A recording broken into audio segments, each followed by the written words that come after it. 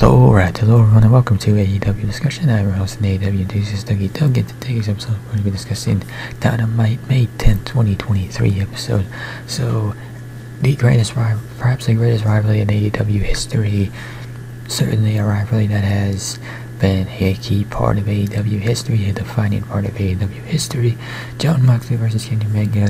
The latest chapter of that rivalry was added inside a steel cage match, and this card overall, well, it looked like a pay-per-view card on paper. And with that, we're going to get right into the action, starting with a Rey Fenix versus Claudio Castagnoli in a double Jeopardy match. What does that mean? Basically, whoever wins gets the challenge for the other person's title. So Claudio Castagnoli would win, so him and a partner of his choosing get the challenge of the Lucha Brothers for the Ring of Honor tag team titles. So the athleticism of both men was on full display in this match. Fenix showcasing his usual high-flying arsenal, and Castagnoli countering of his usual physicality and unrivaled natural strength. It was that physicality that would prove to be the difference, as Castagnoli would wear his opponent down before scoring a hard-fought victory. A pro wrestling match to start the show. No bells, no whistles, no bread, no water, just meat. Great call. Two of the best doing as they do set the tone for what looked on paper to be one of the most stacked cards in recent Dynamite history. Then you have an AEW International Championship match. Orange Cassidy making his latest defense of that title against Daniel Garcia, searching for his 22nd consecutive victory in singles competition, and he would get it, showcasing the toughness and resiliency that he has been showing throughout his title defenses to achieve his latest successful defense. So freshly squeezed when overcoming a match-long assault on his left knee, and Garcia's most focused performance in quite some time to score the win and retain his title. The look on his face showing a worn-out champion, lucky to have earned the win, while the challenger has to face the fact that despite throwing everything except the kitchen sink at the champion, it was not enough for the win. So much of the story being told by the commentary team was centered on Garcia being a wrestler, not an entertainer. So it looks like AEW might be going back to that storyline. So perhaps that's the direction things are heading with him and his role in the Jericho Appreciation Society. As for Cassidy, expect him to probably be competing next week on Dynamite, delivering another banger of a title match, because that is just what he does as champion. I mean, it is essentially a workhorse title. Cassidy is a workhorse champion. Then you have a promo from Christian Cage where he was unfazed by that Detroit crowd. So the TNT title program, which I'm still not quite sure who exactly is supposed to be getting the title shot, if it's Wardlow or it's Christian Cage. Christian Cage says it's him, but Luchasaurus is still around. So is it Luchasaurus versus Wardlow, or is it Wardlow versus Christian Cage? Which one comes first? I don't think that one quite made it clear, but it seems like it's Christian Cage. And perhaps there might not be as much excitement for the match, but when you give Cage, perhaps there might not be a lot of excitement for whatever matchup is going to happen for the TNT title. But when you give out Christian Cage the opportunity to get on the mic and run somebody down, well, that will make the segment better. It's practically a guaranteed hit. In fact, letting Cage cut promos every week about whatever, maybe that might be something to consider doing every week. Steel cage match, Kenny Omega versus Jon Moxley. In the main event between Omega and Moxley was a steel cage match, in name alone, as neither man really used the cage much, instead opting for a hardcore match within the confines of the structure, because of course they were, of course there was going to be barbed wire and blood involved. Even before the bell eventually rang, the cage became secondary to a brawl between the Elite and Blackpool Combat Club, and once they got into the ring, well, they were only contained for a little bit before that cage became a barrier to be broken by the way of a V-trigger that sent both men through the steel mesh and Moxley to the floor. Hopefully Omega didn't seriously injure his leg, because that did not look like a pretty landing. That spot would allow Moxley to grab a screwdriver, which for whatever reason is becoming a tool of choice. I don't know why it's a terrible choice. I feel like you could pick something better. I don't know what better would be, but certainly not a screwdriver. Maybe let's forego the screwdriver. And Don Callis would enter, and well, at first he made the save, which you would expect, but then he would not only make the save, but then set up the biggest moment of this match, and that was a turn that had been teased for weeks. So Callis has spent the last 2 months manipulating his way back into Omega's life, and when it became apparent that the former world champion may not be as welcoming for Callis as before, it seemed like it was only a matter of time before Callis would strike and turn on Omega.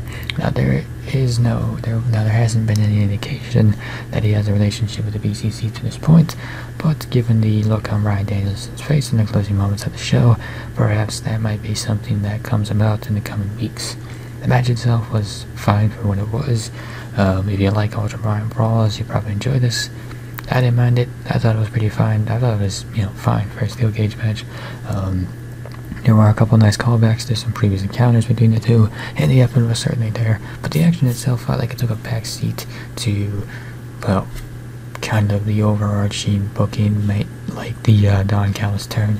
That probably should have been expected considering the placement of the match on TV ahead of what should be the real battle between these two factions at Double or Nothing. So there was a lot to like about this show, including a first hour that ranks right alongside the best episodes of Dynamite. Castagnoli and Phoenix got the show off to a hot start. Cassidy and Garcia would turn in a good match for the International Championship, and that title, as I mentioned earlier, that is, you can probably say that's the workhorse title in AEW, and the stuff involving FTR and the Briscoes, well, might not set up an exciting tag team match for Double or Nothing, but that segment was entertaining at the very least. Not sure how I feel about FTR versus Jay Lethal and Jeff Jarrett at a tag team title match. They're a fine first opponent, but it seems like Jay Lethal and Jeff Jarrett have been hanging around that tag team title scene most of this year. They've had opportunities before against previous champions, and they had opportunities when the Acclaim were champions earlier this year, I think, and they lost. So maybe I'm just not as excited about it because I'm still thinking about that. Regardless, this show was a tale of 2 shows, with the first hour having a better pace, whereas the second hour felt like a bit more of a rushed pace. That was the Black title match in particular. That one was too short, and it did little to highlight the house rules. That should have been the focal point of the contest, should have been kind of more displayed other than, that rope break moment. Still, there was enough storyline developments and creative objectives advanced to make this episode a solid one. So not a complete waste, but certainly could have probably booked less on the show and kind of given things more time in the second hour. Now, what Tony Khan will do next with the top storylines, including the Callis turn and the eventual match at Double or Nothing between the Elite and Blackpool Combat Club, followed up by a huge announcement on next week's show. Will certainly bear watching. Why he didn't make the announcement this week, I don't know. Is he going to say why? Probably not. Is there a good reason?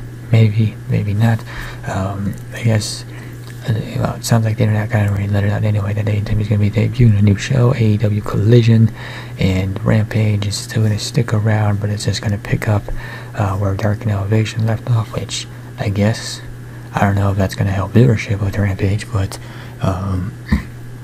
nonetheless, AEW have a new show, Collision, on during Saturdays. I'll be quite curious to see how that show does during football season when there are, college football games on Saturday, and then also NFL games that show up on Saturdays as well, and also premium live events. WWE moves pay-per-view or their premium live events to Saturdays during the football season. AEW also moves pay-per-views to Saturday during the football season. So how exactly timing-wise is the Saturday thing going to work in regards of all that? Hopefully they have the logistics figured out.